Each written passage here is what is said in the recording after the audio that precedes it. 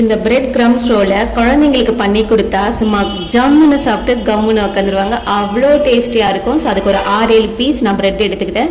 இதை நல்லா நம்ம கட் பண்ணிவிட்டு மிக்சி ஜாரில் போட்டு கிரைண்ட் பண்ணி எடுத்துக்கலாம். இதில் இருந்து ஒரு 3/4 அளவுக்கு நம்ம ஒரு பவுல் எடுத்துக்கலாம். மீதி 1/4 அளவுக்கு எடுத்து நம்ம ஓரமாக வச்சுக்கலாம். இதில் ஒரு 2 பொட்டேட்டோ நல்லா அவிச்சு தோல் நீக்கிட்டு இதில் போட்டுக்கோங்க. இது கூட கேரட், பச்சை மிளகா அண்ட் 3 மீடியம் சைஸ் வெங்காயம், இதை எல்லாத்தையுமே கட் பண்ணி இது கூட நம்ம சேர்த்து நல்லா மிக்ஸ் பண்ணி எடுத்துக்கலாம்.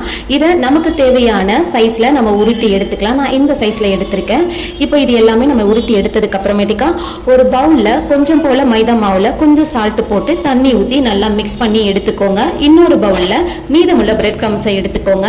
இப்போ நம்ம உருட்டி வச்சிருக்க இந்த பொட்டேட்டோ ரோலை இதுல முழுக்கி அதுல நீங்க உருட்டி சூடாக இருக்கக்கூடிய எண்ணெயில் நீங்கள் போட்டு பொரிச்சு எடுத்தீங்கன்னா சுவையான கிறிஸ்பியான பிரெட் க்ரம்ஸ் ரோல் ரெடி ஆகிடுச்சு. குழந்தைங்களுக்கு எல்லாருக்குமே ரொம்ப பிடிக்கும். அவ்வளோ டேஸ்டியாக இருக்கும். ட்ரை பண்ணி பாருங்கள். தேங்க்யூ.